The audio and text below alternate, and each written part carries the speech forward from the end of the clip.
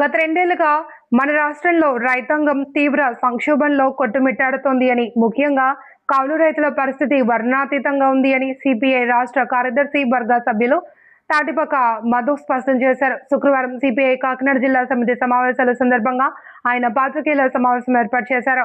ఈ సందర్భంగా ఆయన మాట్లాడుతూ, పంటలకు కనీస మద్దతు ధర లేక సిండికేట్ మార్కెట్ మాయాజాలంతో రైతులు విలవిలలాడుతున్నారు అని ఆయన పేర్కొన్నారు. అప్పులు చేసి అన్నదాతలు ఆత్మహత్యలకు పాల్పడుతున్నారని మధు ఆవేదన వ్యక్తం చేశారు. కనీసం ఏ ఒక్క కౌలు రైతుకు ఏ ఒక్క బ్యాంకు వ్యవసాయ ఉద్యాన పథకాలు ఇవ్వడం లేదని మధు విమర్శించారు. గత ఎన్నికల ముందు డాక్టర్ ఎంఎస్ స్వామినాథన్ సిఫార్సులను అమలు చేస్తామని చెప్పి ఇప్పటి వరకు అమలుకు నోచుకోలేదని ఆయన మోడీపై విమర్శలు చేశారు. తెలంగాణ రాష్ట్ర ప్రభుత్వం మాదిరిగా మన రాష్ట్రంలో 2 లక్షల వరకు పంట రుణాలు మాఫీ చేసి ఆత్మహత్యల నుండి రైతాంగాన్ని కాపాడుకోవాలి అని మధు కోరారు. ఆక్వా రైతులకు యూనిట్ విద్యుత్తును ₹50 అందించాలి అని, రొయ్యలకు మద్దతు ధర ప్రకటించాలి అని మధు డిమాండ్ చేశారు. కూటమి ప్రభుత్వం ఏర్పడి 2 ఏళ్లు పూర్తయిన సందర్భంగా ప్రతి జిల్లాలో విజయోత్సవ సభలు నిర్వహిస్తున్నారని, ఈ 2 ఏళ్లలో ప్రజలకు ఏం చేశారో బహిరంగంగా చెప్పాలి అని పేర్కొన్నారు. ప్రైవేట్ విద్యా సంస్థలు అధిక ఫీజులతో తల్లిదండ్రులను దోచుకుంటుంటే ఎక్కడైనా అరికట్టారా? నిరుద్యోగ భృతి ఇచ్చారా అని ప్రశ్నించారు. నాడు డోర్ టు డోర్ డెలివరీ, నేడు సాయి కృష్ణ బాడీ అదృశ్యమైంది అని అన్నారు. రాష్ట్రంలో అరాచక పాలన సాగుతుంది అని అన్నారు. హామీలు అమలు చేయకపోగా మరలా బీచ్లో మద్యం దుకాణాలు తెరుస్తారా? సిగ్గుందా అని మీకు దుయ్యబట్టారు మధు. ఇంకా విలేకరుల సమావేశంలో సిపిఐ జిల్లా కార్యదర్శి కె బోడకొండ, జిల్లా సహాయ కార్యదర్శి తోకల ప్రసాద్, జిల్లా కార్యవర్గ సభ్యులు పి సత్యనారాయణ, సాక రామకృష్ణ, ఏ భవానీ, బొబ్బిలి శ్రీనివాస్ తదితరులు పాల్గొన్నారు. ఈ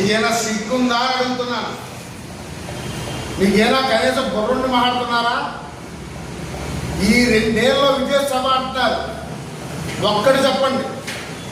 అంటే రోడ్లు వేసాం, పెన్షన్లు ఇచ్చాం, మీటింగ్లు ఇచ్చాం, ఇది కాదు. అది నేను ముఖ్యమంత్రి అయినా అది జరుగుతుంది.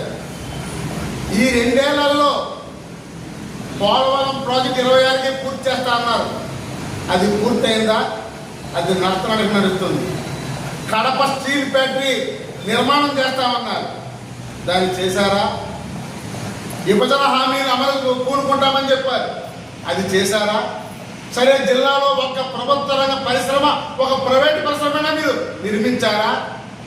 ఏదైనా అంటే గూగుల్ డేటా ఎన్ని వద్దా, ఎన్ని గత ప్రభుత్వంలోనే అయినాయి. 2 లక్షల కోట్ల పెట్టుబడులు, ఎన్ని తొలిదొడులు గత 14 ముందున్నాం, అంతకుముందు చూసాం. నిర్దిష్టంగా ఈ పని చేసామని చెప్పండి. రైతుల సమస్యలు తీర్చలేదు, ఒక సాగుని ప్రాజెక్టు కట్టలేదు, నిరుద్యోగ వృత్తి ఇవ్వలేదు. కనీసం ఈ సూపర్ 6 హామీల భాగంగా పట్టణ ప్రాంతాల్లో ఉన్న పేదలకు 2 సెంట్లు, గ్రామీణ ప్రాంతంలో ఉన్న 3 సెంట్లు ఇస్తున్నారు. అదేమైనా ఇచ్చారా? నారా లోకేష్ గారు పాదయాత్రలో అవుట్ సోర్సింగ్ కార్మికులందరినీ కూడా రెగ్యులర్ చేస్తామని, మేమంతా జీతాలు పెంచుతామన్నారు. అదేమైనా చేశారా? ఏం చేశారు? మరలా మీరు 673 జీవో తీసుకొచ్చి మున్సిపాలిటీ సేవలన్నీ ప్రైవేట్ పరం చేయాలన్నారు. అది విజయోత్సవ సభ. నాడు జగన్ ముఖ్యమంత్రిగా ఉన్నప్పుడు ఎమ్మెల్సీ మన జిల్లాలోనే డోర్ డెలివరీ చేసే మృతదేహాన్ని మీ అందరూ తెలుసు. నాడు డోర్ డెలివరీ, నేడు మృతదేహం ఎక్కడా? నేడు సాయి కృష్ణ మృతదేహం ఎక్కడా? ఆలోచించండి. కనీసం ఆ రోజు బాడీని చూసే తల్లిదండ్రులు. నేడు ఈ నరరూప పాలనలో కనీసం బాడీ కూడా కనపడలేదు. ఇది విజయోత్సవ సభ?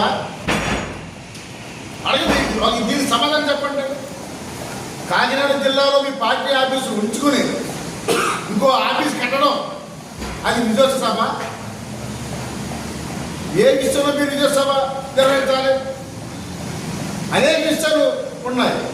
ఇవన్నింటి మీద కూడా ఈరోజు కమ్యూనిస్ట్ పార్టీ సిపిఐ కార్యవర్గం కౌన్సిల్ సమావేశాలు జరుగుతున్నాయి. ఈ సమావేశాల్లో భవిష్యత్తు కార్యాచరణ, ఎందుకంటే చాలా సమస్యలు పెరిగిపోయి ఉన్నాయి. ఈ అన్ని సమస్యల మీద జోడించి ఒక భవిష్యత్తు కార్యాచరణ ప్రజల్లోకి వెళ్ళాలనుకుంటున్నాం.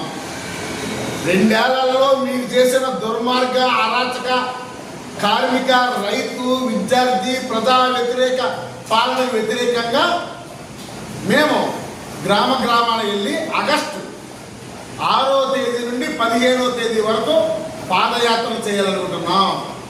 అటు కేంద్రం ఇటు రాష్ట్రం ఈ రెండు పార్టీల వ్యతిరేకంగా సెప్టెంబర్ 1వ తేదీ నాడు చలో ఢిల్లీ పేరు మీద పెద్ద ఎత్తున జంతర్ మంతర్ చేయాలనుకున్నాం. కాబట్టి ఈ కార్యక్రమాలన్నింటినీ కూడా మరి ప్రజలు సహకరించగలుగుతున్నాం.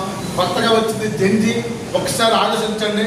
కాకినాడలో అంటే చాలా ఈ రాష్ట్రంలో మంచి పేరు ఉంది, కానీ చాలా బాధేస్తుంది.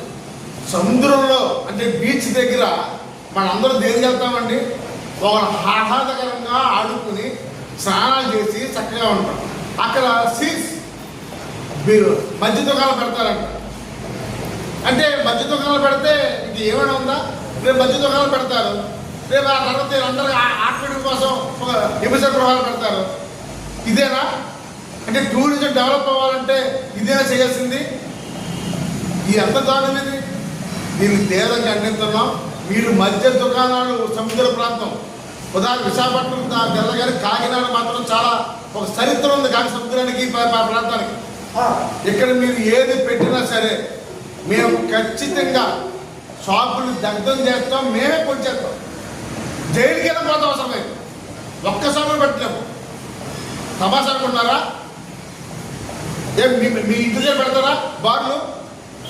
మీ పేట పక్కన పెడతారా వైన్ షాపులు? గోవా అంటే నేను ఎప్పటి నుంచి కల్చర్ ఉంది అది, కానీ మనది అలా కాదు కదా. ఇలాంటి దాన్ని తీవ్రంగా ఖండిస్తూ ఆలోచించే జనాలు కూడా ఆలోచించాలని మేము కోరుతున్నాం.